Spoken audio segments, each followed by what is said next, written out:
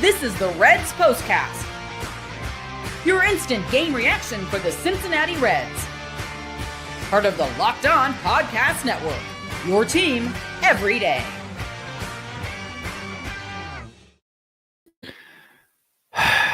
Good evening, Reds fans. Hooray. We get to talk about the Reds losing 7-0 to Dodgers tonight. And welcome to another edition of the Locked On Reds postcast, brought to you by Locked On Reds and Locked On Podcast Network, your team every day. I'm Tim Daniel. I'm a lifelong Cincinnati Reds fan, and I've been podcasting about this team for 5 years at publications such as Late Night Reds and The Riverfront because I apparently am a glutton for punishment. And I'd like to thank you all for spending some time with me here late on the East Coast as we discuss the Reds losing by a touchdown in Chavez Ravine 7-0. If you are just checking me out for the first time, welcome. We are so happy to have you. Please be sure to spend some time here with me on each and every Reds game on YouTube. We can not only get my show after each and every Reds game, but you can get Jeff Carr and Stephen Offenbaker Monday through Friday on Locked On Reds as well. This episode is brought to you by 5 Hour Energy. Enter for a chance to win a dream golf trip for two to any golf tournament in the U.S. Visit 5HEWin.com for full rules and entry. No purchase necessary. Excludes the Masters tournament ends October 31st, 2025. On tonight's show, we're just going to get right to it. We're going to start from the jump. Errors. Not just tonight. It's been a thing of late. We're going to talk about it. Offense tonight. Lifeless. Unacceptable. And I guess I'll find the nicest way possible to say Hunter Green was okay tonight. I didn't think he was great. I didn't think he was terrible. So we're going to get to that as well. And of course, we're going to hear from you, our everydayers, because I'm sure you feel the same way I do tonight. Let's just knock this out, shall we? This is what you'll be talking about.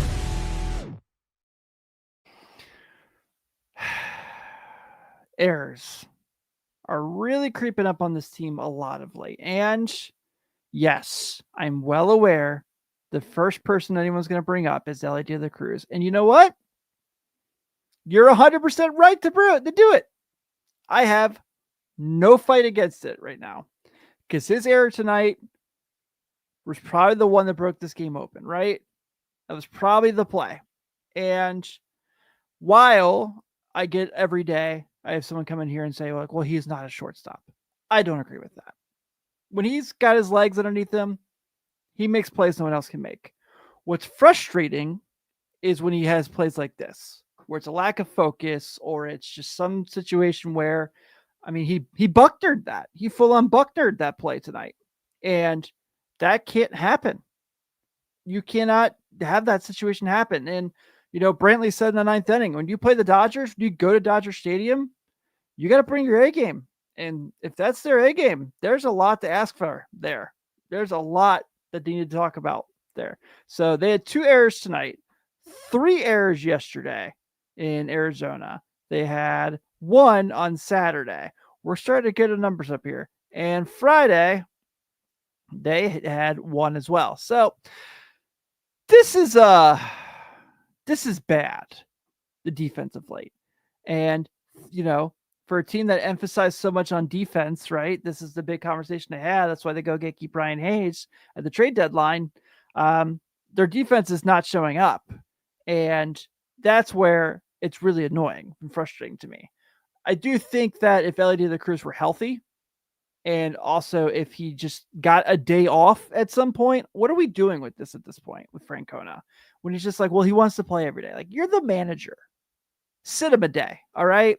Just sit him a day. See if maybe that like magically appears. Probably not. But stop with the Elly to the outfield stuff. If you can't throw to first base, he's not going to hit a cutoff man, okay? Enough of this. Enough of that conversation every day. I can't hear it every day. It's not happening. Move on. Sorry, not mean to be a pain in the butt, but I'm tired. And I see the same things every single day. If it was going to be so much better, it would have been done by now. Don't you think? Like, let's just be realistic here. I just don't see how it makes sense. I don't think he's going to Fernando Tatis out there. I don't think he's going to become otherworldly out there. I just don't. And I don't think he's going to be a cutoff man. If he can't throw to first base consistently, do you think he's going to hit a second baseman or a shortstop when the ball goes in the gap? I don't see it. But you know what? Maybe I'm wrong. Hopefully I'm wrong, because what he's giving them right now defensively is awful. And I still believe that he's going to, I mean, he has everything it takes to be a really good shortstop. No one has the range he has. He's just making dumb plays. And also the at-bat's not there either right now. Bats haven't been very good either. But you know what? It was just a really frustrating day all around, obviously. The errors stacking up like this are really kind of getting to be a thing. It's really discouraging when the Reds are in the spot they're in. They're, somehow they're 2.5 out. I don't know how they are because they keep playing like this.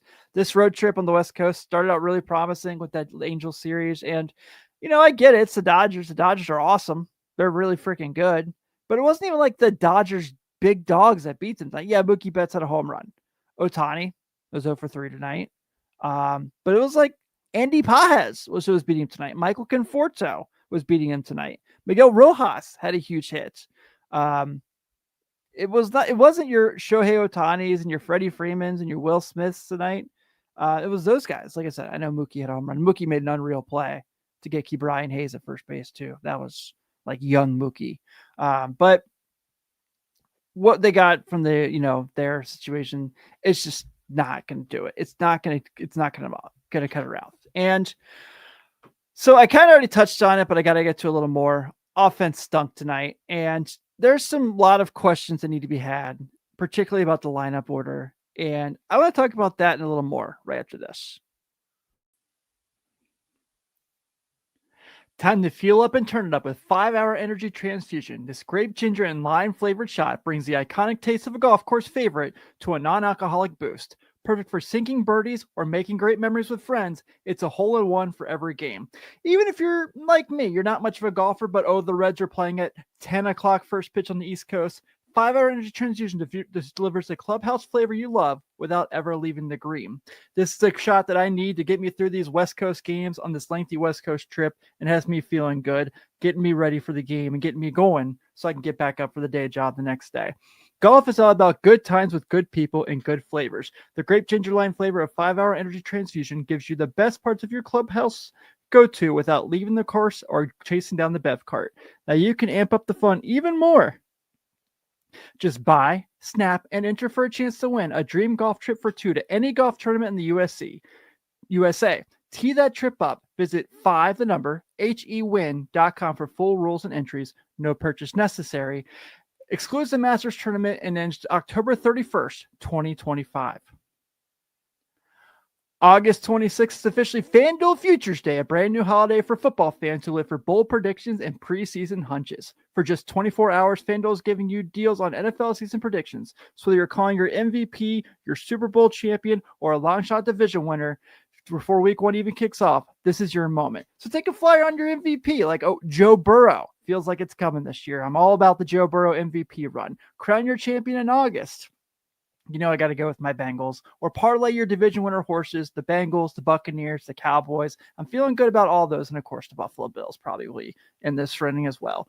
Visit the FanDuel app today and start planning your future bets now, because Futures Day is one day and one day only. FanDuel, play your game.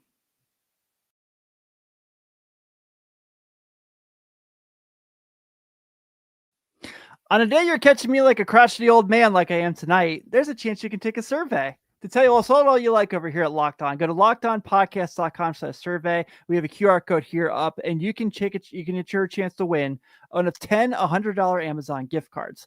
I want to also shout out my everydayers here on the Postcast. Thank you so much for hanging out with me on the worst of nights when the Reds play like this. We all just stay up and watch it. If you are checking my show out for the first time here on YouTube, please be sure to hit that notification button so you can not only get my show after each and every game, but you can get Jeff and Steve Monday through Friday on Locked On Reds. And after you're done listening to us, go check out Locked On MLB Daily. They watch every single game, so you don't have to. Let's get to the turning point, shall we? Time to reveal where the game was won or lost. It's the turning point. It's the Ellie error. We already talked about it, and it just led to the game falling apart, and it was just really, really bad. So that was the turning point tonight's game. Offense on the other end. We talked already about the errors, and we got through the whole thing. Offense stunk tonight, right? And here's the thing about it. I don't want to say they fully stunk, because they had some hard hit balls that the Dodgers outfielders made plays on. That play that Michael Conforto made on that steer hit was nuts. I mean, that was awesome. It wasn't a homer, but certainly kept the Reds from getting on the run because Gavin Lux was on second base and Teoscar Hernandez had a couple nice plays, but the Reds just found a way to just not get anything consistently going. And this is where it's irritating. Like, I can understand the Reds can't go bat for bat with the LA Dodgers. Not many can. You respect that.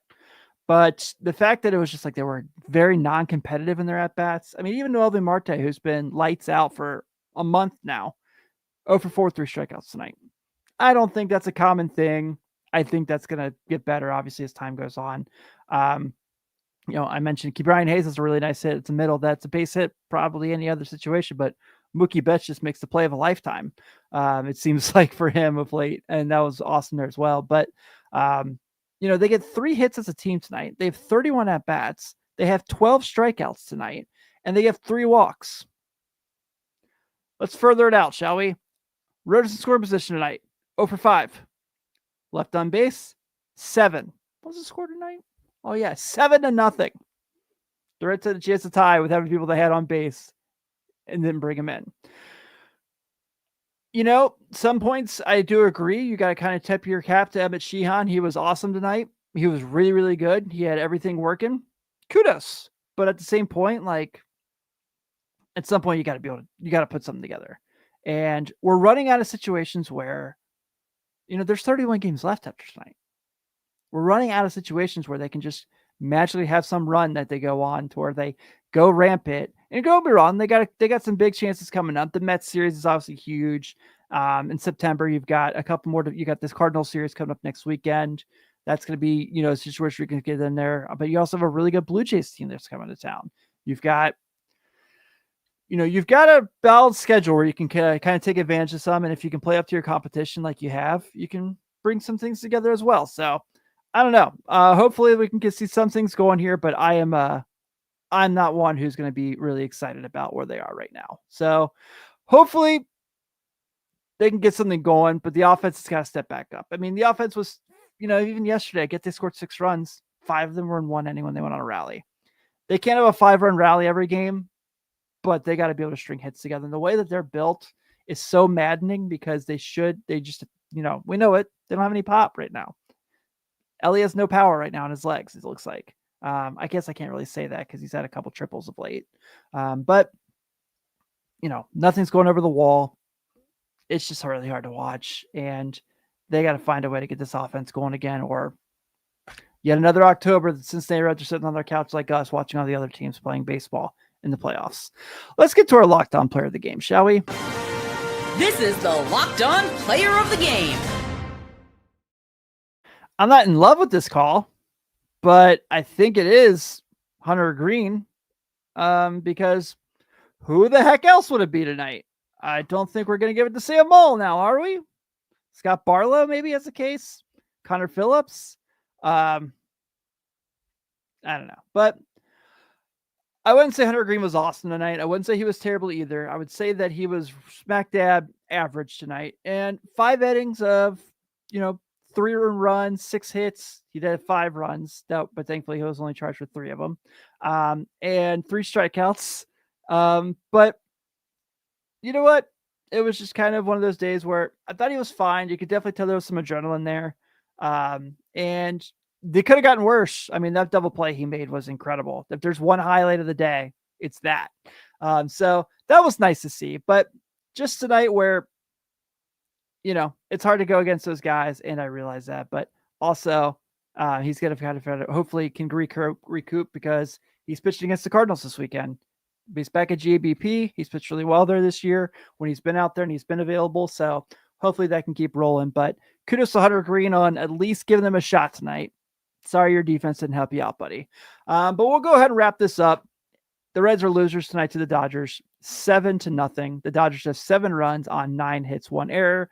The Reds have 0 runs on 3 hits, 2 errors. Your winning pitcher tonight is Emmett Sheehan. He is now 5-2. Hunter Green's your loser. He is now 5-4. And the Reds are back at it tomorrow with Nick Martinez taking the hill for the Reds. He is currently sitting at 10-9 with a 4.59 ERA. He'll be going against Clayton Kershaw, who is 8-2 with a 3.13. First pitch is at 10:10, so you will see me about the same time tomorrow. Shout out all the everydayers again. Please be sure to give us that Locked On survey so you get a chance to get a couple Amazon gift cards. Always nice to see QR codes back up here as we wrap up the show. I'm Tim Daniel. Everyone, thank you for dealing with me being a crotchety old man tonight. I just waited to stay up and watch a nightmare of a baseball game. I will see you all tomorrow. Take it easy.